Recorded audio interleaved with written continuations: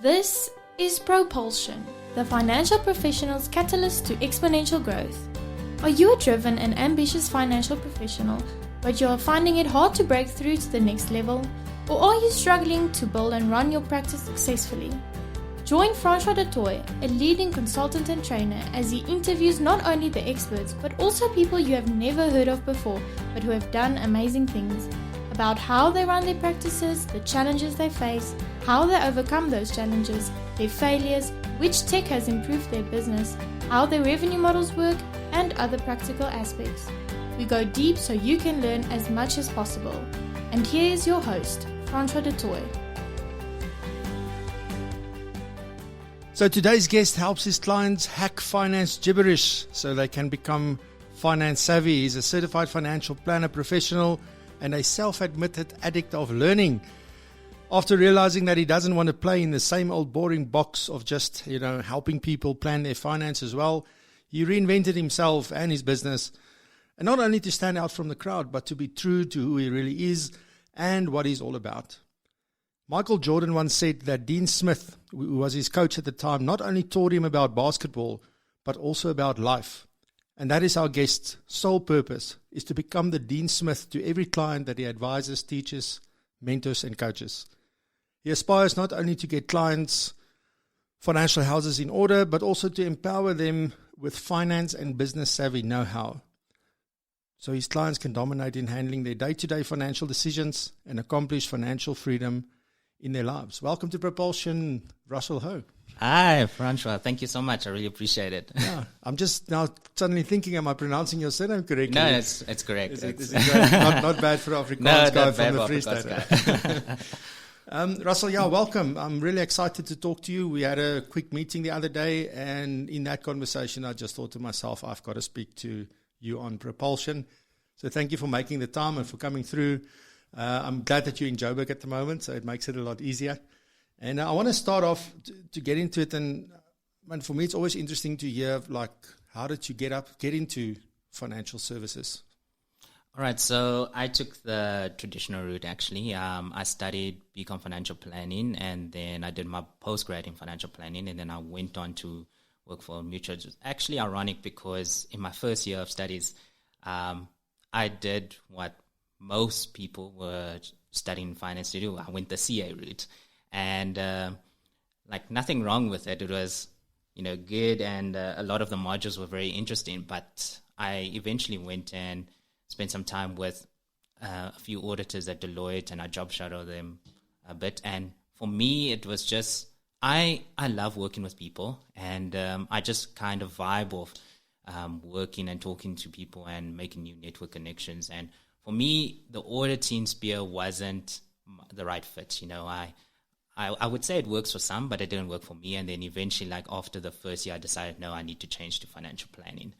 And also why I got into financial planning was basically because with my parents back in the day, they were unfortunate. They didn't get access to that type of advice and that education. And I could see the mistakes that was being made in their lives with their finances, and unfortunately then I was still too young to help them.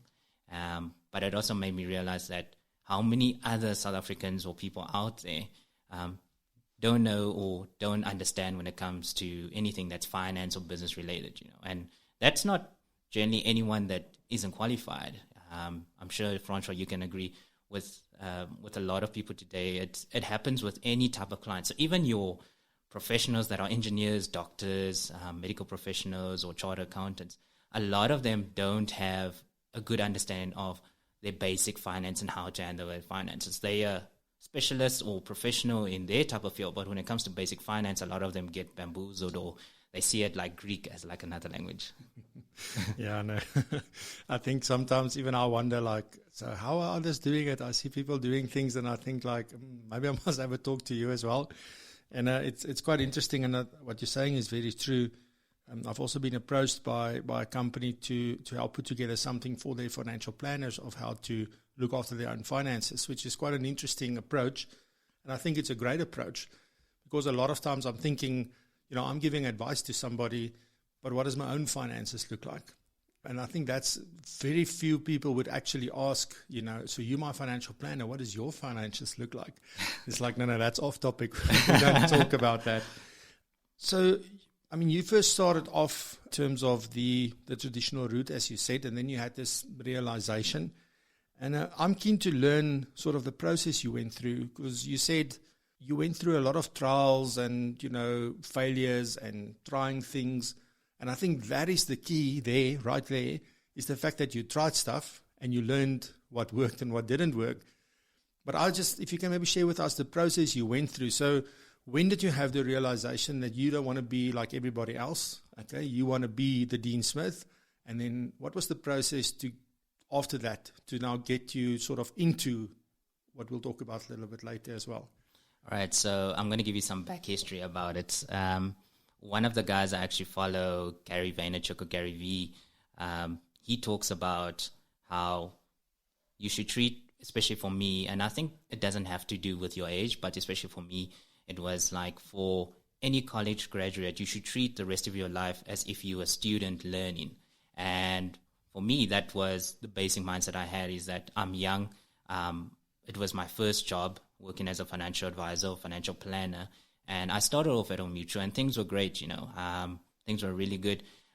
To be honest or frank, actually, for the first year, I was actually hired as an intern. And it was only a 6-month internship where I was actually only contracted to come in once a month.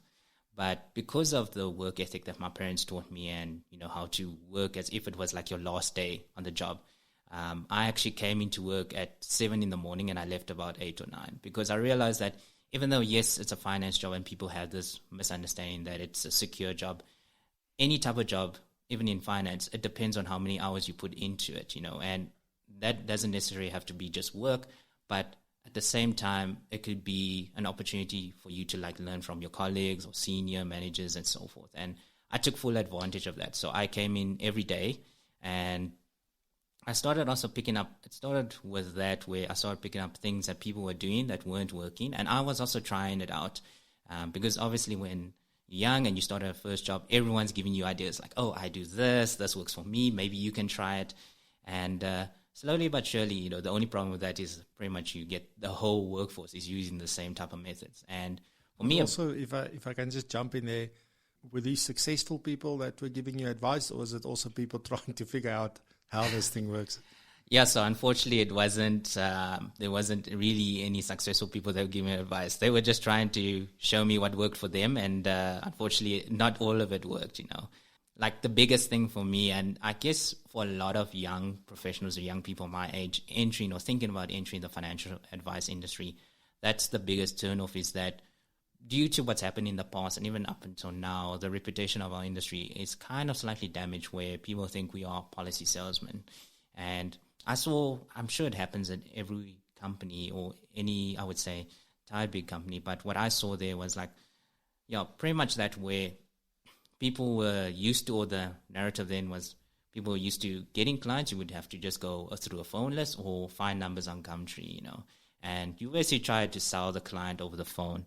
And for me, since the beginning of my career, I've always put myself in the client's shoes, and I always figured out, if some stranger had to phone me and doesn't even know me, doesn't know what my situation is, and he's trying to get me to invest money or, to take out some form of risk protection, what type of analysis or are you even doing due diligence or care to take into account what my current situation is to determine what recommendation would suit me? And that was one of the problems. So starting from that, and that was my first step of innovation, is that I always felt, if I had to deal with a financial planner, how would I like that guy or that girl to look, especially if they're going to handle my finances. And hence, that's why I always wear a suit for my clients. It does make me feel good, but at the same time, it gives the client assurance that, this guy knows what he's doing and he's competent and so forth, because in our type of field, and you can probably agree, the age kind of plays against me sometimes, because people are probably like, who's this young lighty coming to tell me how to manage my money? So that was the first step that I did, because a lot of people, I'm not saying it's wrong, it all depends on you, it's personal preference, but in my field, a lot of people don't dress the part, or to give the client that assurance. And the second thing I found out as well is that for me, if I was a client, I would like to meet the person or see the person on the other side of the phone. So I'll be honest, I tried cold calling for the first month. I was doing like 100 to 300 cold calls a week, and I hated it. After the first month, I was like, no, I can't really, I can't do this. I can't phone people every day. And especially if I'm caring about the client and I think about the consumer on the other end, it just doesn't make sense. Why would you put your money with someone and you haven't seen them or met them?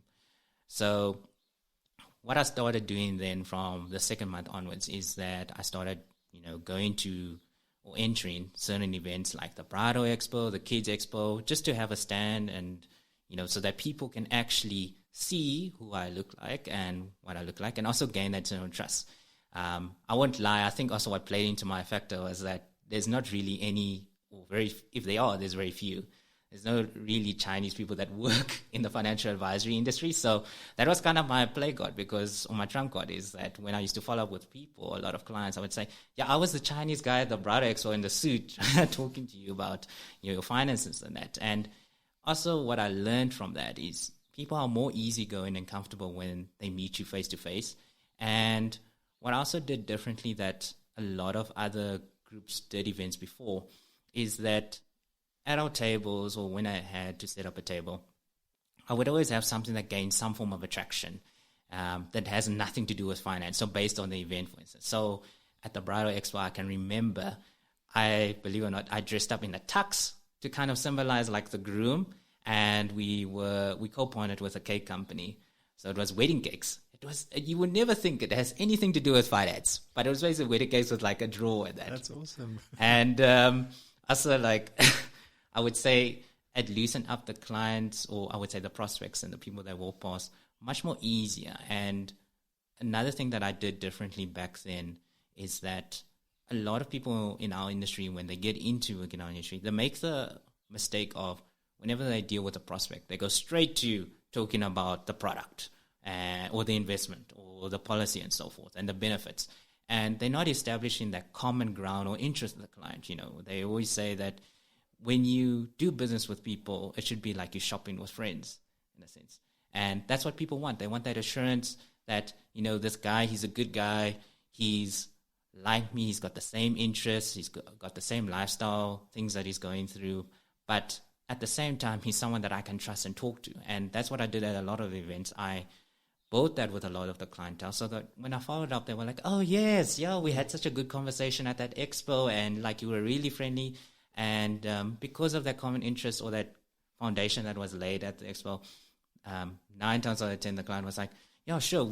I have problems with this XYZ in my portfolio, and I want you to look at it. Can we have a meeting next week? And that was my driving force or my factor, I would say, beyond that. That's, and it makes me, I've listened to some podcasts recently as well, where people were saying like the kind of things that they're doing to attract clients. And this is actually a nice lead into, because I want to talk about who your ideal clients are. Do you have like a very specific, these are the type of people that I work with? Or are you like, and I almost want to use the word typical financial planner. If you've got lungs and you are still breathing, then come, I can help you. Or are you very focused? What is your approach in terms of that? Because the way that you've been attracting clients, you don't get a lot of financial planners getting a stand at an expo. And this is the interesting thing. So what do we do as financial planners? We go to the FPI, for example, workshops. You come to my workshops. You go to these industry events, investment forum. I think you're going to the investment forum this week. But we don't meet clients there. That's not where you're going to find your clients, because we all do the same thing. Nobody needs the other one. And I think from that is sometimes, we need to go because we need the information, we need to learn, we need to stay up to date. That's the reason why you go. But are you going to other expos where your clients, your ideal clients actually hang out, where they go to? And that's what you did. You went to the Bridal Expo because it's young couples getting married, because obviously, there's a lot of things, a lot of touch points at that you can really start to talk about. Simple things like, have you spoken about what marital regime you are going to get married under? The marital what? and that's all you need, So But I'm keen to learn. Sorry, I've spoken a lot now, but I want to know, do you have an ideal client? Have you defined that for yourself? Are you religious when it comes to, like, I stick to that, I don't go outside the boundaries, I refer those people to other people? What is your approach? Okay, so with the ideal client, yes, I definitely have an ideal client. My ideal client at this point is established professionals that are also from wealthy families, but at the same time, they've got a hunger for entrepreneurship on the side. And I didn't have or get to that ideal client niche overnight. Like you mentioned earlier, I made that mistake as well in the beginning when I started Mutual. And because age played against me and I was like this newbie in the industry, I was basically signing any or dealing with any client left, right, and center. If you want me to drive to Utenake to come and see you or dispatch, I will go and drive to Utenake just to go and see the client. I wasn't taking into account what it's costing me. And it worked. I mean, there was nothing wrong with it. But then 2 to 3 years down the line in my career, what I found out was basically I had spread myself too thin. And also I had not, I would say, established myself in a specific market, because when you serve in any type of client, most of them are generally good, but you also get those type of clients where unfortunately you have to kind of deal with them and find if they fit you as a person as well, and what you're trying to do when it comes to giving advice and the relationship you're trying to build. Because sometimes when you work that way and you bend over backwards for a client, the client forgets or understands that it's a two-way business partnership and that you need their input or their responsibility and activity involved with the relationship just as much as they need you. And by doing that where you're just trying to serve every type of client, eventually those type of clients get to the point where they think, okay, so this guy is my personal financial Wikipedia. And anytime I have a question or anything, he's going to bend backwards for me. He'll jump into fire for me. Whatever I say, he'll bend over backwards for me. And through that, actually, and it's also with the events how I got to that stage, is that eventually I started getting more into the professional market, and I started identifying that, first of all, a lot of my friends that I started with at varsity were on the boards of a lot of, your professional societies. So like your attorney firms or your attorney society, your chartered accounting society, your SAMA, which is your medical society, and your engineering society. And eventually I kind of developed it from that, is that I went from the Bridal and Kids Expo to eventually running my own event. I started, and it was basically my first entrepreneurship venture, where I started in high gear professionals, and it was basically a networking event, because for me also personally, I wanted to network with other people so that I can expand my thinking and my views. And also from my experience, I've seen and attended other events where a lot of people had the same problems or concerns, that they didn't like attending conferences so much because they would go there and sit for, say, 3 or 4 hours, and there's no form of value that they take away aside from the knowledge gain. So I put together this event in 2015. It was the first event, and we had about 350 people. And It also took me, it also kind of sparked the entrepreneurial side of me, because it took me out of my comfort zone where, yes, I did get support at that time from my current company, then Old Mutual, but I had to go and pitch this idea to the societies, and I had to go and pitch this idea to outside sponsors to get them on board and, sponsor for the event. And I would say that definitely got me out of my comfort zone. I learned a lot. And that's where I started getting more into the professional market. And up until recently, that's also what helped me redefine the type of clients I want to deal with. That is doing things a little bit differently. And I think you've said it a couple of times, taking you out of your comfort zone. That is the most dangerous place that we can get stuck in, is where things just happen and it's nice and we enjoy the way that it works. There's rarely any surprises. It's just like status quo, there we go. And so I like that you, and I guess it's, some listeners might say that, yeah, Russell, but it's because you're young, you're still up for it, you still have energy. But I believe whether we are 25 or whether we are 85, that should always be the mindset, to say, how do I challenge myself? How do I take myself out of this and just go and do it and try and not be afraid to learn in the process? Because I think that's the mindset. Some people focus, but what if this doesn't work? You maybe focus more on, well, on the one hand, maybe you had to, and on the other hand, but what if it does work? And what am I learning from this, even if it doesn't work? So it all starts with mindset. I'm a big believer in the right mindset. Yeah, if I may just welcome. share something on that, a secret that maybe the listeners don't know, and not a lot of people do know about it, but believe it or not, the perception of, oh, Russell, you can do it because you're young is actually, it's partially true, but at the same time, I know you might find it hard to believe, but back in Varsity, and even the first year at Old Mutual, believe it or not, and this is coming from a person that we work in the people industry, right? So I was actually an introvert. I was shy. I couldn't talk to anyone. It took me time. It didn't happen overnight, but it got me to that point where I started talking more and more people. I mean, I couldn't talk to a single stranger unless you were part of our friend group. So it wasn't like, oh, I left Varsity and suddenly I'm this public speaker talking to people and doing speeches and that. It scared, a lot out of me, and it took me time to get there. And so it wasn't like something that happened overnight. It's something that I've been investing time into. I mean, I'm part of Toastmasters, so I invest a lot of time into that just so I can speak better and also get to connect with people well. And it took me time to build up to that point. So, and then also in addition to that, what you mentioned about thinking outside of or different from your typical mindset, that's also what I kind of noticed. And I picked it up from two people that have been extreme role models in my life that I listen to their content and also read their books. And it's mainly Tim Ferriss, who's a well-known successful entrepreneur in the States, and then also Vusi Tembakaya, which I was fortunate enough to meet him 2 days ago. I saw he makes you look small. He's a big man. Yes, and both of them said that Tim Ferriss mentions one line in one of his podcasts where he says that he was also in sales. And if you think about it, all of us are in sales no matter what profession, because we're all selling skills or we're selling ourselves. Tim Ferriss, he was at one point selling, I think it was some form of computer technology for tech engineers or tech CEOs. And he also had the same problem. He struggled. He never dealt with sales before. And he started looking at things that his colleagues or his competitors weren't doing. And his mindset was like, okay, I'm going to try this for a day or a week, see if it works. The downside of, say, it's not working is that I've just lost a day of productivity, but it's not a big issue. I'm not going to get fired or anything.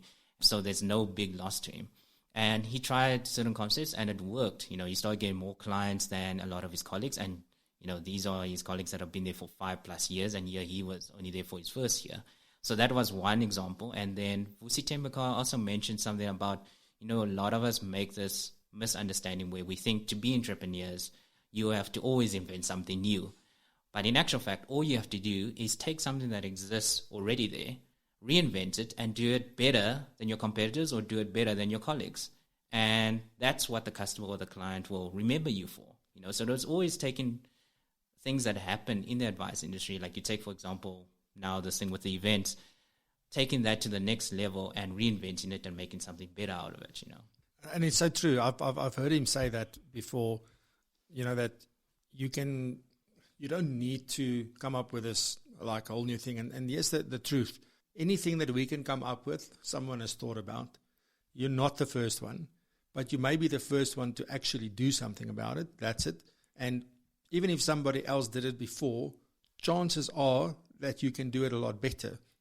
Because here's the thing, we also learn from their mistakes. We learn from how they do it and what's working, what's not working.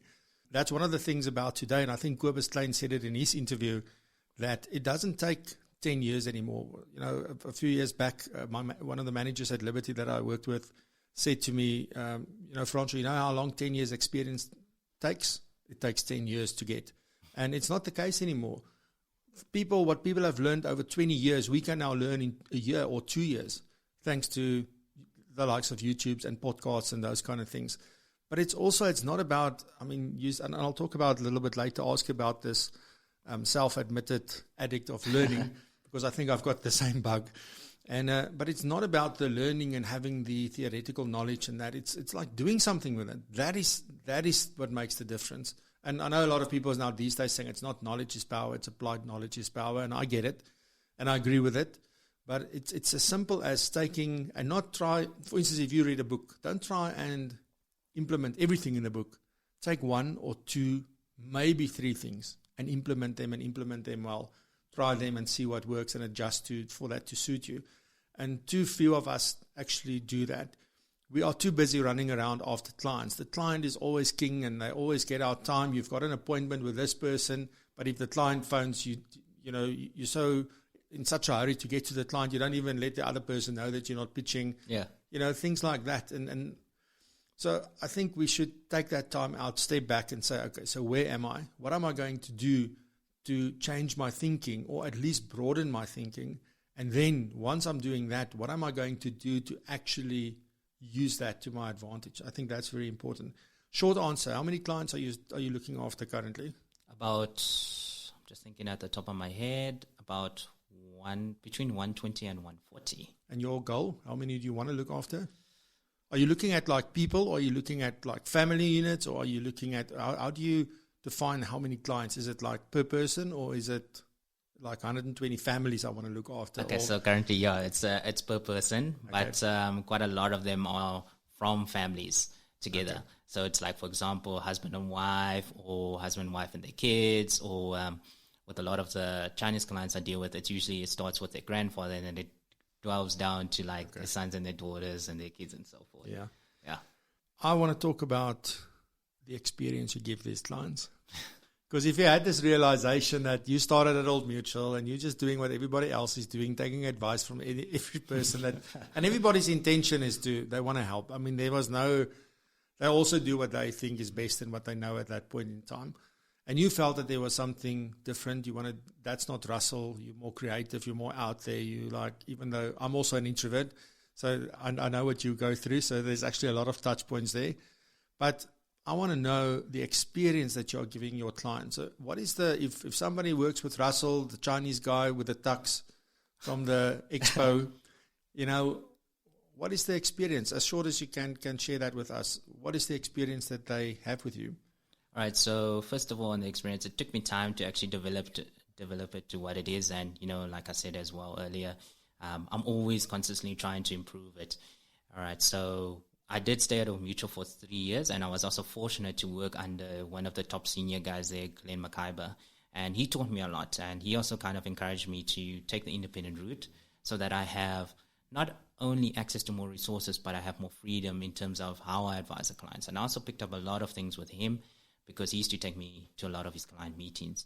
And it's developed to this point where that's how I learned over time how to develop, how I would, converse with the client in the first meeting and everything. So with me, when it comes to the customer experience, it's all about, within obviously certain limits and not giving away too much, but like always over-delivering than what the client's expectations are. If you think about it in general, especially with our industry, the general perception of us professionals within the financial advice industry, for most clients within the society is, oh, he's a policy salesman. And if I meet with him, he's probably going to recommend XYZ policy. So if you do something that's completely different towards that, and that has to do with the whole client experience from, the moment you phone the client and you set up the meeting or meeting the client to when the client has the first meeting with you, that's, I would say, vitally important. And that's what's going to make the impression on the client. So for me, I think a lot of people do it, but maybe I could be mistaken. With me, with every client, what I do a lot is I kind of structure it from a very professional point of view. I'm also very easy to talk to for the client. So if you had to come and see me as a client, for instance, we'll meet face to face, or if you happen to get referred to me, haven't met me in person, what I usually do is with the first meeting, I phone the client, we set up the appointment, and then immediately afterwards I say, okay, great. Can I get your email so I can send you the meeting agenda? And the whole point of that is basically to give the client the idea that, you value the client's time, but at the same time, you also value your time. And the client sees that as such a big value add, especially with a lot of the clients or professional clients I've dealt with. They don't expect that type of experience or treatment from a financial advisor or financial planner. They see it at such a professional level that, wow, this guy is actually here to really add value to me in the meeting, and every minute of that meeting is going to matter in a sense. And then what I also do with a lot of clients, depending on what we discuss over the phone prior to the meeting, and it can happen before the first meeting or after the first meeting, is that I've created like my own one-pager hack sheets. So it's like, if we're going to talk about investments, it's very basic investment terminology, but I always, like I said earlier, I look at everything from a consumer or the client's perspective. So I use, for example, I know it sounds funny, but I use the the concept of how much a McDonald's McFlurry increases in price from one year to the next year to explain inflation, And a lot of clients find that so helpful because they're like, oh, he's actually using terms that I deal with day to day, and I never thought about it that way, because especially in our type of industry and in our society, so much financial information I find gets thrown out there, and it's all jargon for it, even from the forums that are technically supposed to be consumer friendly. It's so jargon for that the client eventually, especially my generation, gets tired or dies of boredom reading it, and they don't even get through the article. And eventually they like give up and like, oh, I don't understand this. I'm just not going to read or continue reading onwards. So it's all about that experience. And then when I usually meet with the clients, it's a very, I would say, personal type of approach. I'm very comfortable, very easygoing with the clients. I always talk only with the clients. Like I think also a lot of clients, when they deal with finance professionals, they tend to get intimidated. Even though I do wear a suit and all that, I'm very easygoing with the clients where I'm like, you can talk to me and tell me anything you want, and I'm just going to listen to you and advise you what suits best. And I always explain to the client within the first meeting, and it's also what I've developed by taking a moment to step back and look at my practice and how I do things.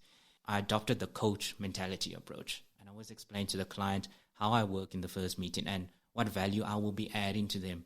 And that's what generally blows them away. So I work more from a coach and lifestyle financial planning perspective, where I tell the client up front, I'm not a guy that's going to sell you something now and then you're never going to see me. I'm going to be the guy that I'm not only going to provide you with advice, planning, but I'm going to help coach you into adopting good, positive financial behavior, so that when you leave this meeting, first of all, you're learning something every time you meet with me and you leave empowered. And secondly, whenever you deal with any form of money decision out there in your daily lives, those behaviors are going to come back to you mentally, and you're going to think in your head, oh, this is what Russell taught me, and it's going to seem as if I was standing right next to you. It's all about that coaching mentality, where I always use a good example of explaining Glenn Mose and Usain Bolt. And Glenn Mose is basically the coach of Usain Bolt. And if you think about it, Usain Bolt is this superstar athlete now in today's times. But before, 5 to 10 years ago, no one believed or heard of him. And he only had his coach. And his coach was basically his sounding board, someone that got him through the times when he didn't believe in himself. And I apply that same mentality to a lot of my client experience with clients, to say, I'm going to basically be your coach. When you are worried or stressing about your finances, you can come back to me. You can ask me for advice, but you can also use me as your sounding board, someone to talk to, almost like in a sense of like a therapist, and it's someone that you can trust that will be with you every step of the way, so that you don't feel alone when you make any big or small financial decisions in your life. I'm sitting here thinking, I'm thinking on the one hand, so this whole process that you're talking about and this experience, did you purchase this anyway, or did you figure it out on your own? Did you have help figuring it out? What was that process like? Yeah, so it was a lot of trial and error. Like I said, when I first started in industry at Mutual, I think they basically do it at every firm. It's like part of your training, but they give you this very rigid like process of how you're supposed to conduct your first meeting. And I started using that first, but then I found that, especially even with my clients back then, it wasn't too comfortable for the clients, or wasn't reassuring. They felt like, oh, you're reading off a script, even in the meetings, or you're following the script. I just felt like clients would rather prefer something more personalized. So I tried a few things, and then, I always made adjustments, and then it took me about, say, 10 trials and error where I slowly adapted my meeting process. And I started testing it out with like 1 or 2 colleagues, but also with like my brother, for instance. Like, I would sit down with him and say like, okay, if you were the client, how would you find this from a perspective, And that's also what I found valuable, is that never be afraid to test out techniques or methods with like family or friends, because from your point of view, you might think, okay, it's perfect, it works perfect, but they can see things that you can't, because in your mind, it's kind of like maybe narrow-minded, and you see, I'm this fantastic advisor or consultant, and there's nothing I can do wrong. But from their point of view, they can point out errors or areas of improvement that they like, if you fix this, I will feel more reassured or more comfortable talking to you or opening up to you about, say, my finances or this area of topic. And also what you have to take into account, which I've learned,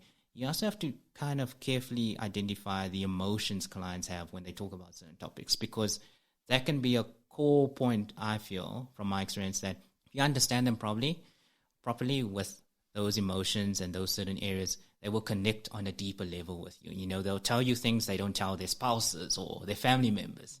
You know, experiences they had with money that they haven't told anyone. And the moment you make that connection with your client, you know, they'll be invested with you forever. And in that, I mean, just quickly take me through a typical first meeting kind of setup.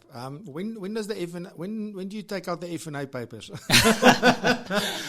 So do those come out in the first meeting, or when does it actually get to the financial planning? Because I think that's so important.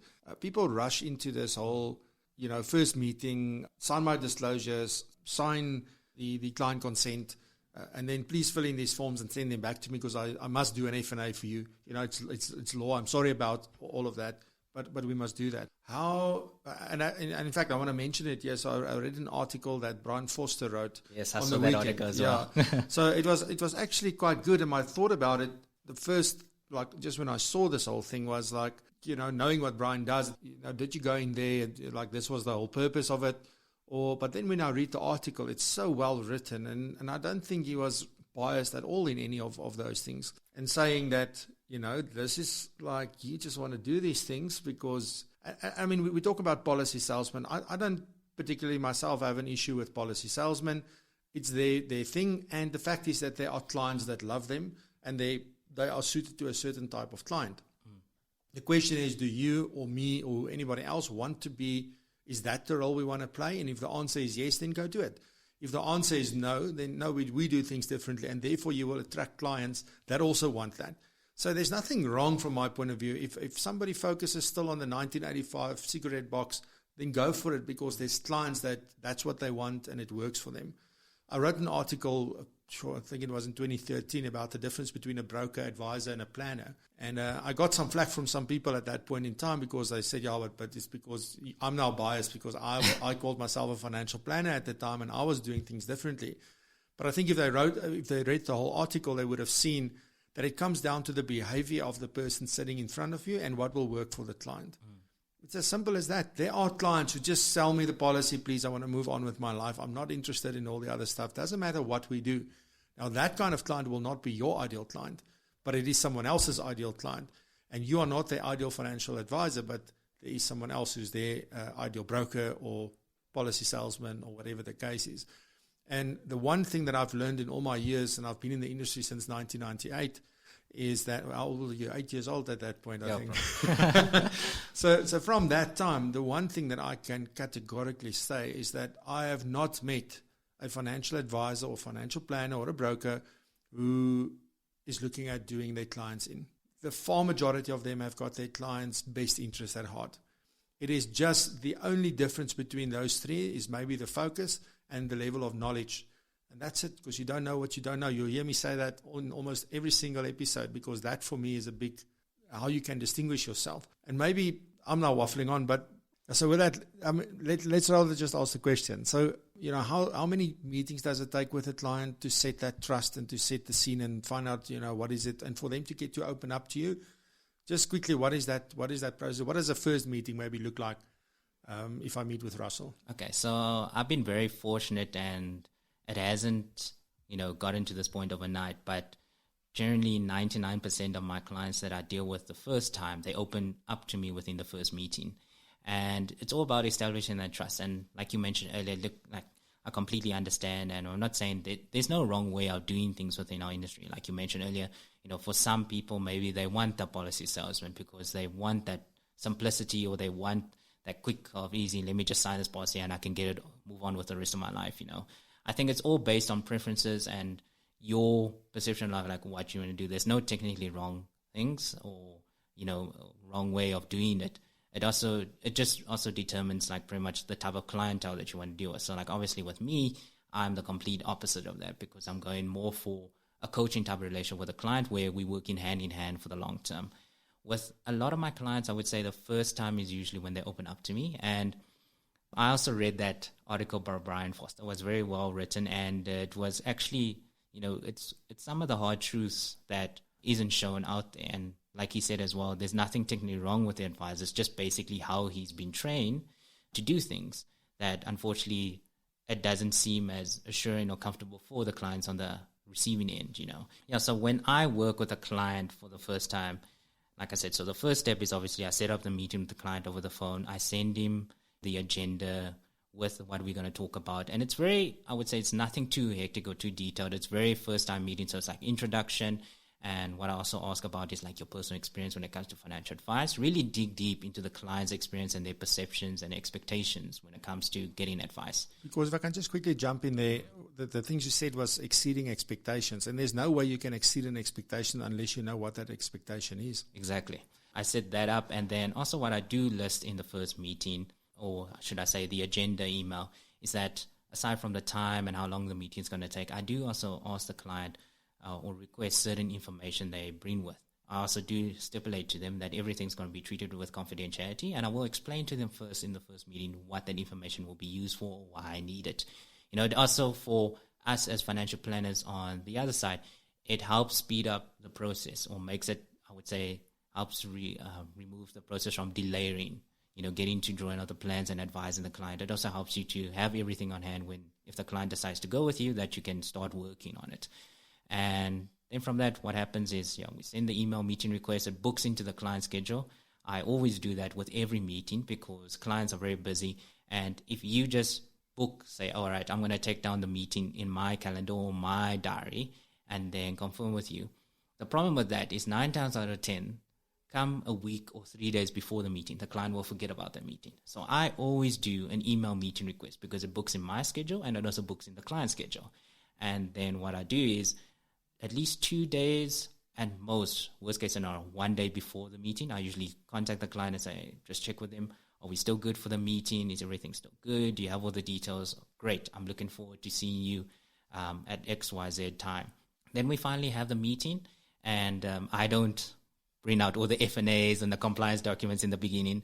I'm very open with the client. So what I do in the first meeting is, and I do a lot of letting the client do the talking. I do talk, but I feel that you connect better with clients when you let them talk because they want to talk about their problems, their experiences, and so forth. So in the first meeting, what I do is I basically say, I introduce myself. I tell them a little bit about my background, how I work, and explain my value proposition and thought process. And then I let them do the rest of the talking. I ask them all open-ended questions. So like, what is your big thing for me? It's like, what is your experience being up to this point when it comes to financial advice or dealing with a financial advisor? So that kind of helps me determine their level of expectation or what they've received or experienced before. And then also, why are you here? Why are you here to see me? What can I help you with? I find slowly but surely, the client starts to open up. Then they come up with all their problems or their concerns and their experiences. And with questions like that, that is how I get the client to open up. Then it's only near the end, I would say the end part of the meeting, where once I've established trust and assurance and comfortable with the client, and the client now says, okay, now I understand how this guy works, that I start talking about, okay, so, to move forward, and this is what I'm going to plan to do going forward and how I'm going to advise you, I'm going to need certain information. And then I explain step by step what this information is for, how it impacts my planning and my advice, and why it's vital that I need this information to, do due diligence for you as well. And that's where I'll move it forward. By then, thankfully, up to this point, when I've dealt with clients, by then the clients fully trust me. They understand the process because I feel, and it's nothing wrong, it's also not a lot of the advisor's fault, but it's basically because they are trained that way. But I feel when you push the client consent form and F&A and all these compliance documents in the beginning, the client in their perception is like, I just met this guy and now he wants me to divulge all this personal information. I don't even know you. Still at that point, the client's like, I don't even know you from a bar of soap. So, but you asking me to divulge all this personal information to you. And I feel that from my perception, it's all about first establishing that level of trust and that transparency, which is very key or important in today's times with clients. I mean, especially I also explain to clients how I earn in the first meeting so that they know there's not going to be some hidden costs or I would say, bills that are coming their way. And from that point on, that's how I establish myself to the client and assure the client, and eventually they pass me all the information and we do a proper analysis, but also with the emotions attached to those needs. And then we go from there. Usually I go back, I take into account all the information, I prepare the plans for the second meeting, but also after every meeting, I send the client minutes. And it doesn't have to be complicated. It can be bullet points, so it's very simplified. You have to, again, think about the client's mind. They don't want something that's going to be like an essay. They want bullet points of what you discuss. And that also gives the client assurance and I would say, confidence that, oh, this guy's actually caring about me and, makes him feel important because I've gotten the minutes or the summary of what we discussed. It's also good for their record keeping so they can look back and refer to. And I do that after every meeting and then we go into the second and third meeting. And usually it takes about maximum, I would say the most for me was 5 meetings, but usually it's about 3 or 4 meetings to sign a client and bring them on board as one of my clients. That is one thing that's lacking is patience. Yeah. Also something that Gary talks about a lot, but when we see it, that people it's just this one, then the next one, then the next one. And it also something that I pick up a lot is that it's always about finding a new client, another new client, another new client, never getting to a point where we are happy with the client base that we've built. And I'm not saying we must always bring in new clients, and you can bring in more of your ideal clients and then hand off those who are not, because the idea is to not have a 80-20 kind of practice, but to have 100% ideal client practice, 100% in line with the number of people that you can really service. And then from there, you build the business that the way you want it. And I want to get into the business because, listening to you, Russell, I'm really you don't talk like someone who's been around only for 6 years doing this. You sound like a seasoned financial professional. You figured things out. And I'm pretty sure you're still early on in the process, still figuring out Definitely. A lot of stuff. But you're very confident and the way that you talk and everything. And here's something that people maybe at this point does not know about Russell. And that is, don't worry, I'm not taking out skeletons here, is that you're a true one-man business. Yes. So I do everything myself, basically. Yeah, I don't have a PA or assistant yet.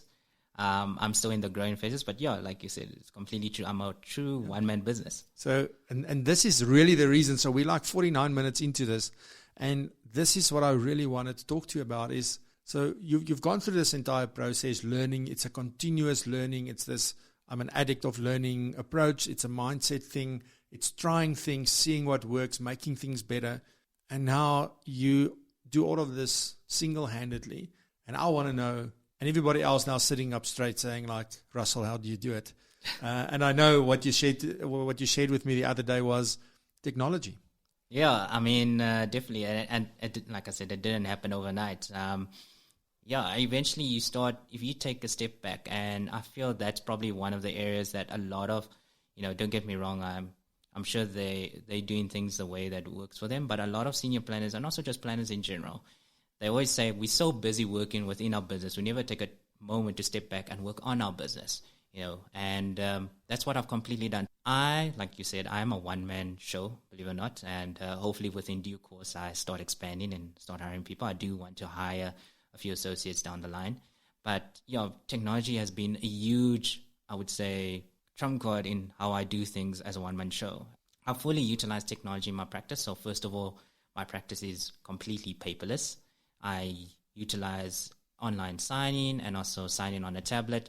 Sorry, if you have paper, it's e-paper. Yeah, if it's e-paper. I'm not saying that, if you get the client that comes along and wants you to actually print the documents, it's not like I'm going to tell the client, sorry, I don't do that, you have to move on. I do print paper now and then or print the documents for that specific client. But 9 times out of 10 or close to 100%, most of my clients actually find it so much more convenient because it's less intimidating and also it's so easy for them. And so I've utilized, I would say, signing on a tablet and also e-signing as a way of doing business. It reduces the amount of cost for me, as a planner and as a business owner, entrepreneur, it reduces the cost significantly. And then also secondly, how I utilize technology is I've looked at how my practices run. You start to actually identify things that you are doing, repetitively, whether it's sending emails or certain application documents that you do for clients every time they take out, say, a risk protection cover or an investment. You start noticing these small things and you might think, okay, if I improve on this or if I create some form of template, it's only going to save me 1 or 2 minutes. But that 1 or 2 minutes per client, per day, per week, per month, per year, it always adds up. And believe it or not, who also encouraged me to look at my practice this way was my brother, because he's in computer science and they're all about automation, AI, and efficiency. He said to me the one day is you should actually look at how you are doing things and see if there's small ways you can improve it. And I started initially with, first of all, setting up email templates. 9 times out of 10, most of us, we spend so much time typing out emails, and lo and behold, there goes your morning, basically sending out emails to clients, especially when you do campaigns.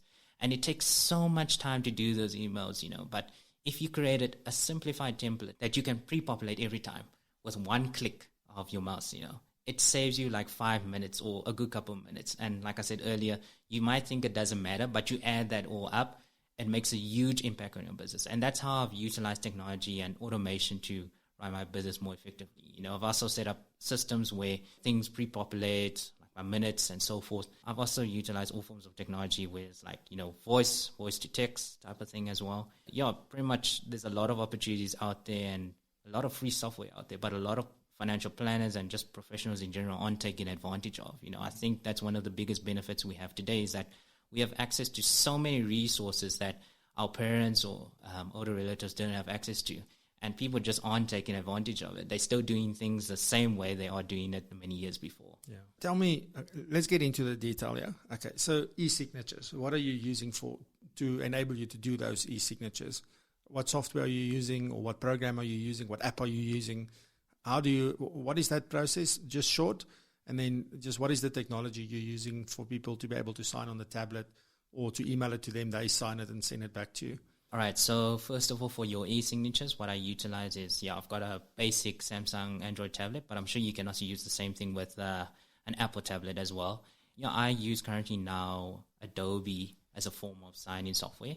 There are other softwares that I've looked into that's completely free. So is that the Adobe Reader or Adobe itself, the full-on like Adobe Acrobat? Yeah, the full-on Adobe Acrobat. Okay. And as long as your documents are in PDF format, it gives you the ability to sign and also get your clients to sign as well. And then also you can attach, if you want to go more advanced, you can attach a signature date onto it so that once it's signed by the client or you don't have the ability to change it or copy and paste it. Because that's probably the biggest concern that a lot of people have, or the risk is that, but then I can copy and paste the signature and then it's obviously going to lead to compliance problems.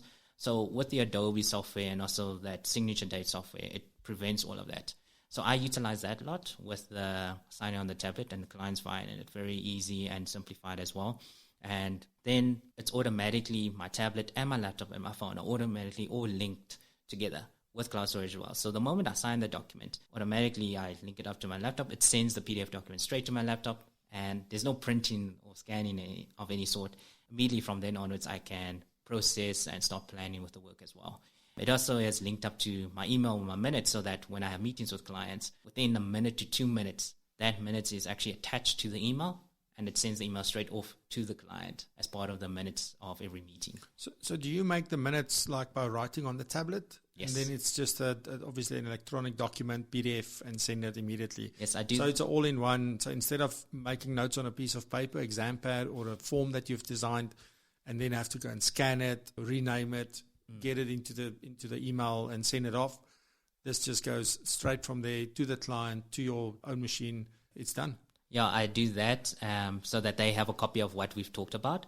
But then also within that email, that minutes email, it's also, I type out just the bullet points of that. So for example, if they don't want to read through the attached document, say it's a 3-page document or 2-page of just the details, I write all the bullet points and I just disclose within the email. The full document is attached for your interest if you would like to go through it, what we discuss in detail. Then what was the other thing? It was the e-signing. There's another tool as well that you use where it's called the e-signing tool as well. And you get it by most providers. I know Liberty has one. Investec also has one. And I think Alan Gray also has developed one. But I use the one from Sanlam, where what you can do, and it has to be in a PDF format. You can upload the document, and it doesn't have to be with like some providers. It has to be like their company documents. But with the Sanlam one that I use, you can upload any PDF document. And then what happens is that you can fill in any specific details that you need to fill in on that form. And you can also designate areas where the client needs to sign. So the moment you upload that document, you click send to the client, and you also obviously within that setup process, you attach the client's number and his email address. It sends it straight to the client, and the client first of all gets an SMS with the PIN code, and he gets the email in his email account. And only with that 4-digit PIN code allows him to open that email. Once he opens the email, he can view the whole document, and it also shows him where he needs to sign. And then he can sign by either just typing his name or signing physically on his smartphone. And that's a big opportunity, I feel, where a lot of planners aren't taking advantage of, because nowadays smartphone is so powerful. It's like a mini computer. You can do everything on it. So a lot of my clients like that because it gets sent to them, they sign it, and then once they completed signing all the documents, they click done signing, it sends the document back to me. And then what they use as technology to validate that it is the client, they have a tracking system that prints out a tracking report, and it's basically step by step from the moment I've sent the document to the client. And it also tracks the IP address and the details of when the document was opened and so forth. And that's what, for us, currently meets compliance standards because it does validate that the client has signed it.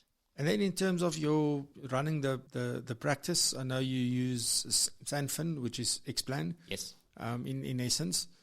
How have you automated through using that system? Because I know it's got a powerful CRM.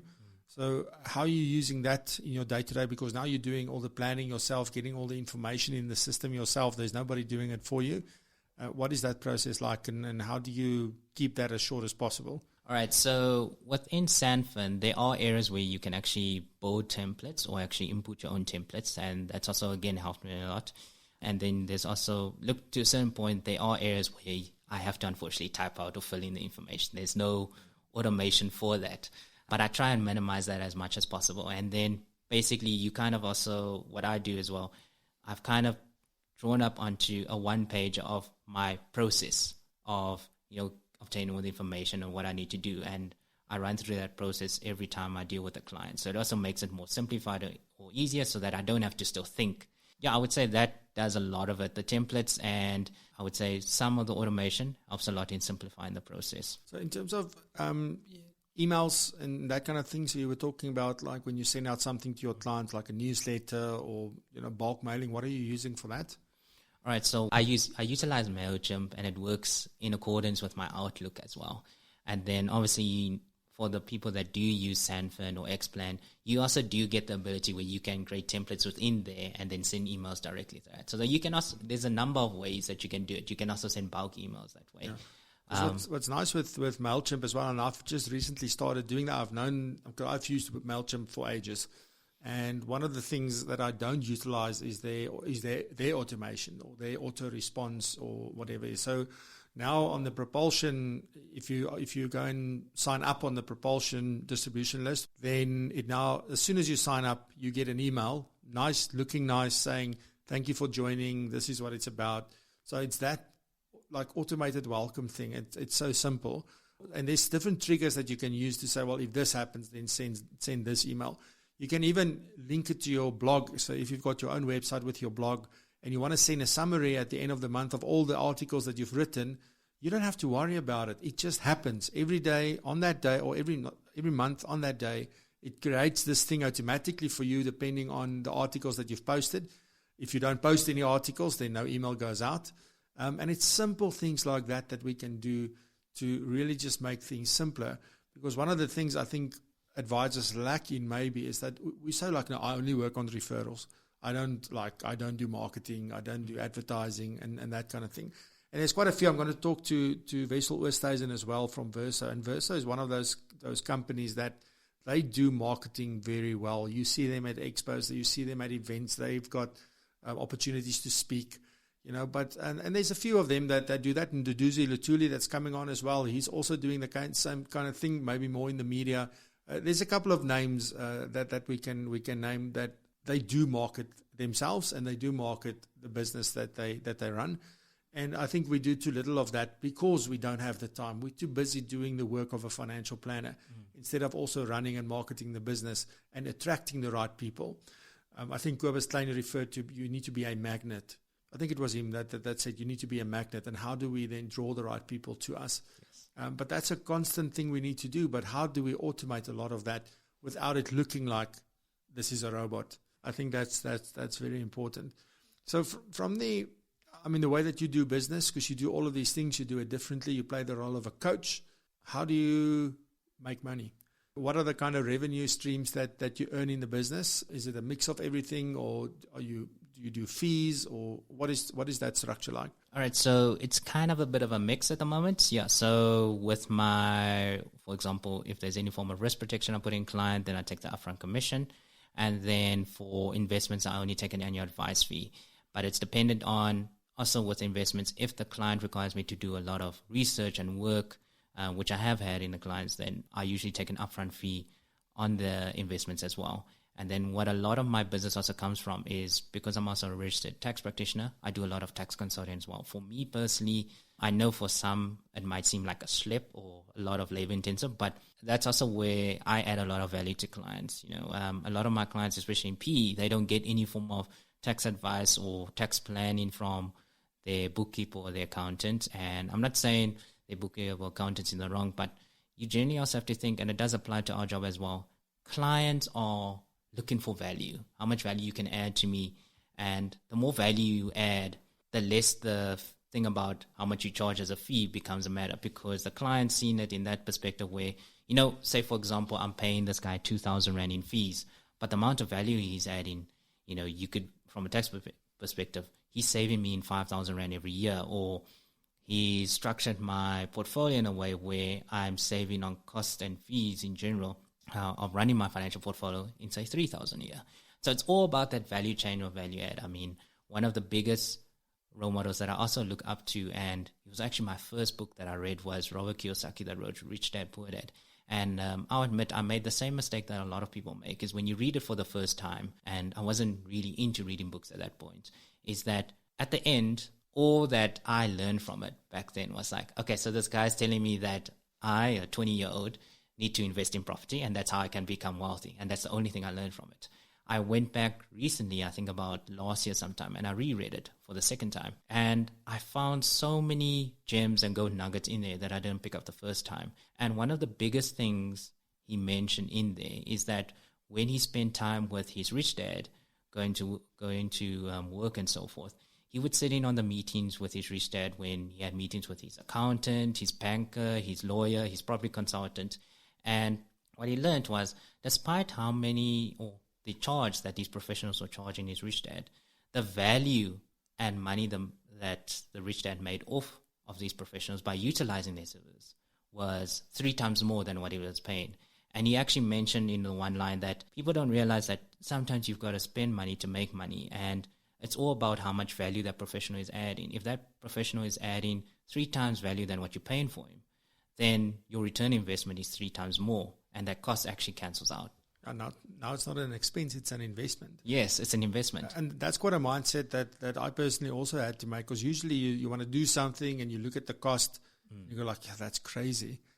But now if I look at what we did with Propulsion specifically, we went out, we got a professional press release written for us. Usually I do everything myself.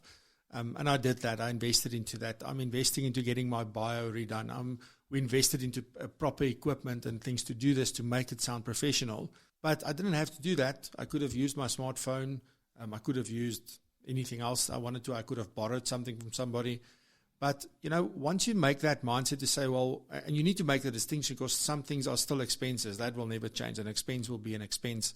So you need to be able to make that distinction. But once you view that expense and you see that it's actually an investment, think about taking a course or going to an event, or it's like, I need to pay another 850 Rand to attend this workshop just to get CPD points, which it's not about. But once you start looking at it differently, is I'm going to walk out of there and I can do, even if I can just do one thing differently that can add value. And I want to give you another example. So the tax tool that I've got, I've got a client in Durban. I helped her with some stuff and I sent her the report from the tool, and she phoned me and she said, well, is that what it does? I thought I had to be a tax practitioner to use this. But that's not the point yet. She then sent me a review on that. And she said that, you know what, my first client, I did an analysis, I charged him for it. And she charged him double what she paid me for the program. And that's exactly why, that is the difference in mindset.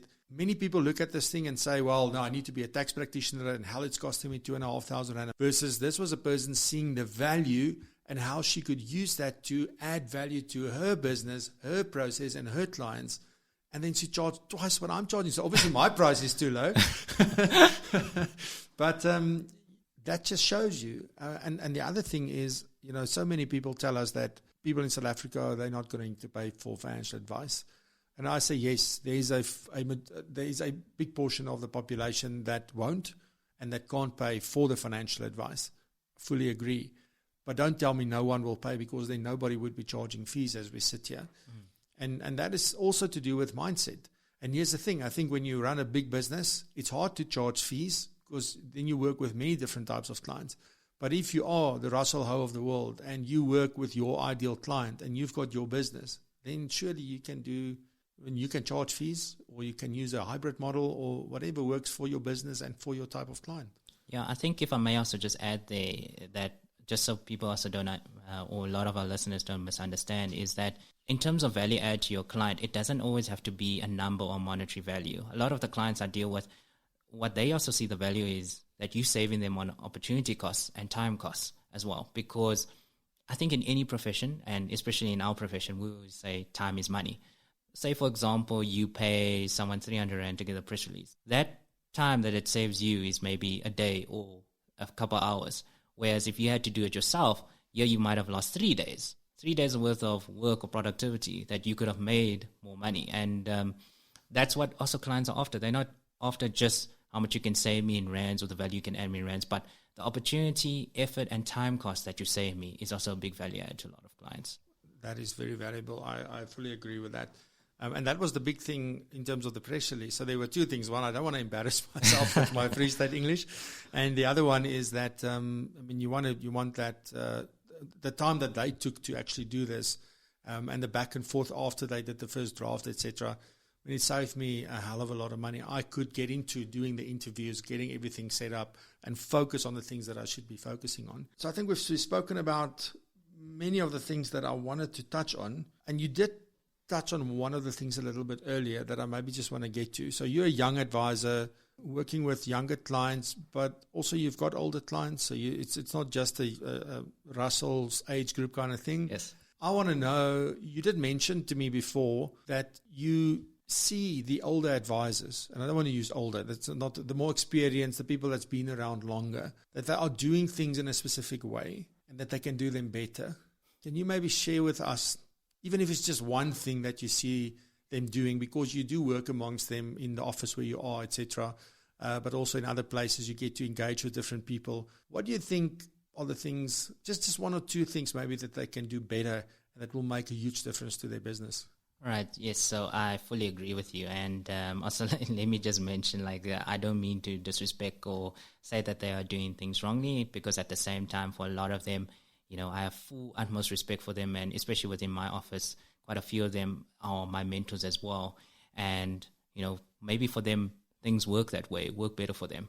But a few things that I've noted, and it also was during the time when I was reevaluating the way I was doing things, is that it's simple things. Like, for example, many of them have a PA or a personal assistant, but she doesn't draw up any form of or create any form of templates when sending out email campaigns or emails to clients, or when, in our profession, when we requesting information from product suppliers, they type out the exact same email countless times every day. And if you just create a template, you can save so many minutes on that. So that's like one area.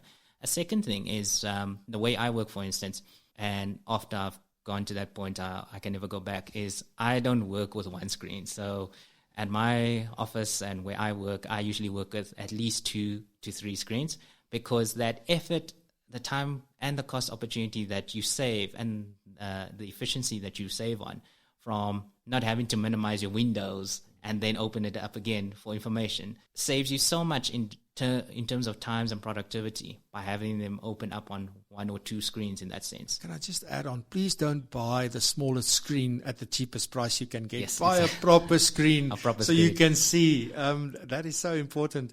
And I mean, you can see what's going on here in my office. It's like there are multiple screens here, and then upstairs with the other office as well. Because also, I couldn't go back the first time I saw it, but how does that work? Do I need a second card? No, you don't. Windows does that for you.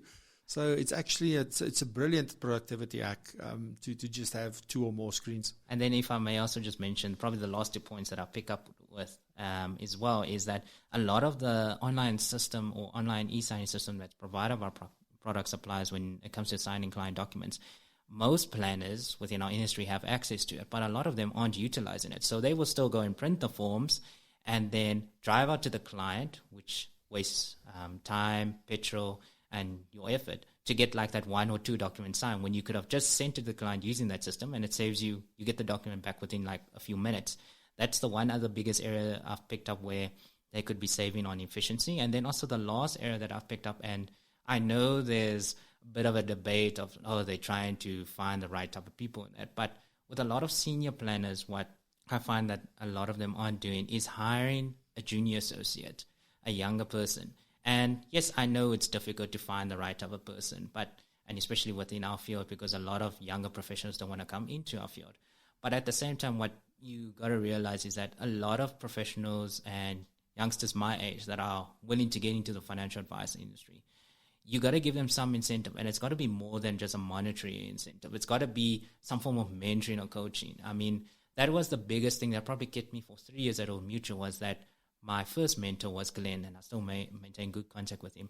And he kept me there because every day he would give me the opportunity to come into his office and talk to him about anything or learn anything about him or take me to client experiences. And that for me, it means more than $1 million in the world, because he's sharing with me his lessons that he's learned being 20 to 30 years in the industry, that I don't have to wait 20 or 30 years to learn from that. So that's one of the big pluses. I think if you hire a junior associate and you add so much value in terms of that to that person, they will stay for you for the long term. They also will have a bigger picture, and that's how you can grow, instead of just trying to run a one-man show for the rest of your career, and here you're struggling to get through to your clients. Because like you mentioned earlier, that's what I'm currently also looking at. I'm saving up at least 75% of every paycheck, so that not only it's for when I expand my firm, but also so that I can hire someone as a junior associate for the long term within the next year to 2 years, so that when I get to that point where I can't say, for example, see more than 150 clients a year, the referrals or the clients that I get from those clients that I can't take on, I can refer to my junior associate. And at the same time, you're still indirectly adding value to those clients, because then they still want to deal with you as a firm, but at least you're not losing those clients, or you're not taking on too much work and you can't get through to them. So that's what I've also found as probably one of the biggest points, is that a lot of senior financial planners, and they do have the capacity to do so, haven't hired a junior associate 5 to 10 years ago, and they're still doing things by just themselves and the PA. Yeah, that's valuable advice, and everybody wants to do that. But then there's two things. They never get to do it because they never really take action. And then the other problem is that not just that, but once they do get the person, they don't put in the time to do the mentoring that they should.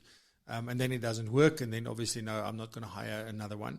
So it's also important to go back and see, but if this is the reason why I want to do this, how can I do it to the best of my ability? And I need to understand that it's going to cost me time.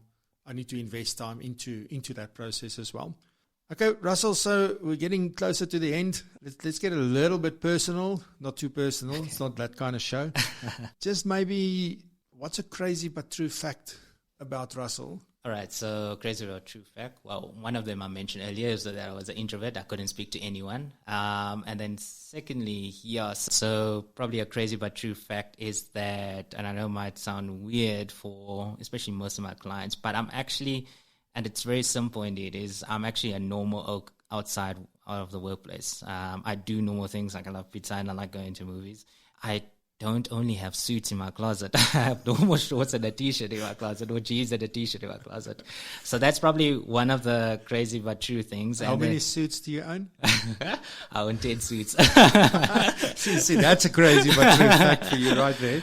And I would say probably the bigger one is probably what I mentioned earlier, is that I was an introvert before, and I was 100 kgs overweight introvert before. And also I've gone through the same problems that a lot of people go through, where I didn't adapt work-life balance before I got into this industry, and also in my early years. And that kind of also gave me perspective that I need to relook at how I'm doing things. A big year for me was 2017, where once I moved over from a mutual to SAP, the independent firm, I kind of threw myself completely into work. I did away with everything else in my life, and I realized that it was actually, not really good for me at the end, because I picked up weight. I wasn't really happy at that point.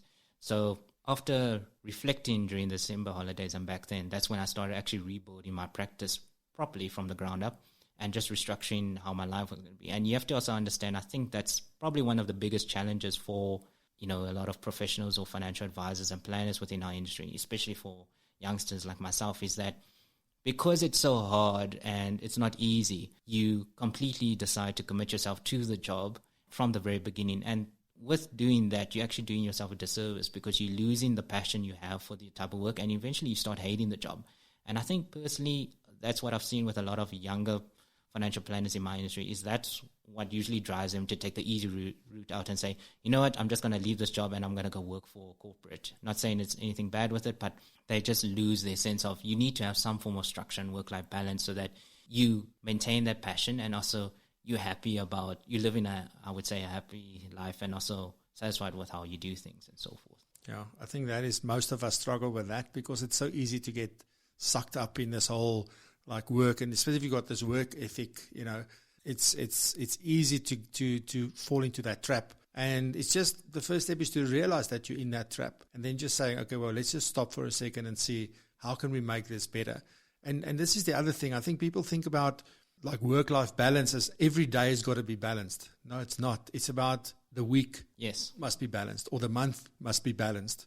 And then if you have every month, you've got a balanced month where you took off 2 weekends to just do family stuff, or just work on your hobby, or just do sport, or whatever the case is, that already pulls it back. I think where people get lost is when they try and be balanced every single day. Yes. And one little thing goes wrong, or one thing impacts your planning for the day, and then, this is never gone. Nobody can have work-life balance. And that's not true. It's about having it over a period of time, and not all in a day. That was a big realization for me as well, because I was the guy that all I do is work, and then on the other hand, I'm like, okay, now I need to try and do this, but then every day it's just, then this happens, and then I realize, no. Just at some point, and that's sort of the benefit of what I do. I can decide I'm taking off a Thursday and screw everything else. I'm just going to spend time. Like my wife and I used to do date mornings, so on a Thursday. So we would go and do either go to a movie or do things. We haven't done it now in a while, but I've got the luxury of being able to do things like that. It's not always possible when you are an employee at a company to actually do those kind of things. Or you should save 75% of your income, and then you buy that company and, and you create that work-life balance. Yes. Where do you see financial services going in the next 5 years, or even beyond that? All right, so I think that's actually a very important question, because currently, I'm sure you are aware as well, a lot of planners within our industry are feeling threatened now at this point with robo-advice, AI, and all this automation, and technology. But I think at the same time, we should rather see it as an opportunity to further enhance and improve our practices. You shouldn't see it as competition or as something that's going to kill your business within the next 5 years. That also relates to the question of what you mentioned earlier about where you see advice in the 5 years. I think at the end of the day, first of all, despite what people think about robo-advice and AI and automation, the client, as with any other profession, still wants to have that face-to-face interaction with someone. They still want to see that advisor, have that human experience. For me personally, the way I see how things are going to develop, or where advice is going to go in the next 5 years, I think we're going to have to become more niche and more, I would say, well-rounded than just the initial traditional perception of, when it comes to financial advice, it's only from an insurance point of view. Because you're going to realize that also with robo-advice and so forth, it's going to get to a point where the client wants to come and see you for a more wider range of services. I know when you spoke to, was it Andre Steenkamp, he mentioned about the Origin Group and how they offer a wide range of services. And it's not saying that you have to do all these things, but you start building strategic alliances or partners that come into your workplace or into your company, and they offer these services, because that's what the client's looking for, more value. And it doesn't even have to be where you earn. It can be indirect value you're adding to the client. So I think that's where advice is going to go forward, where the client's going to come to you for more than just financial advice. They want to come to you as their ideal, primary advisor when it comes to anything financial or business. And that can be made up of anything like short insurance, wills, consulting advice on tax, risk protection, but it can also be any form of legal advice or property consulting advice. Great stuff, Russell. I think our time is up. Thank you so much for being here. I must say, I am going to follow you with a keen interest. Thank you for taking the time and for being with us. Yeah, thank you, Francois. Thanks for having me. Thanks. Thank you for listening to Propulsion. If you found this episode valuable, please subscribe and leave us a review on iTunes or your favorite podcasting platform. This will help us tremendously. For more about propulsion and other valuable information, please visit our website at propulsion.co.za.